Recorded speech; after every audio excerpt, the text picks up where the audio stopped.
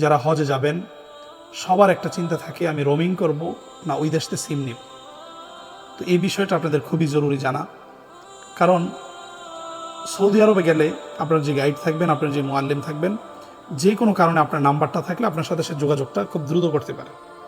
যেমন বাংলাদেশে আমরা থাকি, অধিকাংশ সময় আমরা নাম্বারে ফোনে বেশি যোগাযোগ করি। হোয়াটসঅ্যাপ ইমো তো অবশ্যই থাকে, কারণ যখন আপনি রোমিং করতে যাবেন ওই দেশের নেটওয়ার্কটা ভালো একটা সার্ভিস দিবে, কিন্তু রোমিং করলে সার্ভিস দিবে বটে কিন্তু একটু দুর্বল থাকে, হয়তো কখনো নেট বন্ধ হয়ে যায়। এই সমস্যাগুলোতে আমরা পড়ি সাধারণত যারা আমরা ট্রাভেলিং করি অথবা বাইতুল্লাহ যে আসা যাওয়া হয় আমাদের, প্রায় সময় আমরা এগুলোর সম্মুখীন হই।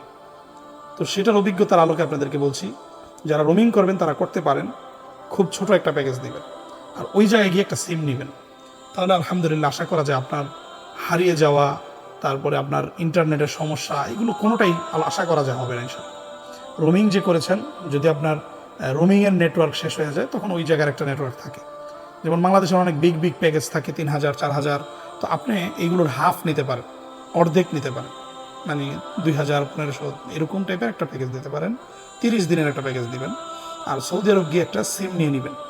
কারণ ওই জায়গায় আরাফা, মিনা, মুজদালিফাতে আপনাকে নেট দিয়ে ফোন দিবে, ইন্টারনেটের সংযোগ দিয়ে থাকতে হবে, ওই পেরেশানি না। নাম্বার থাকবে, নাম লেখা থাকবে আপনার, অথবা তার একটা সিস্টেম দেওয়া থাকে, হজ 2026 হজ 27 সনের যারা হাজি সাহেবরা আছেন তাদের একটা নাম সে ইঙ্কিতভাবে লেখা রাখে, অমুক হাজি সাহেব হারায় গেছে পাচ্ছে না, সে নাম সার্চ দিয়ে ফোন দিয়ে দিল।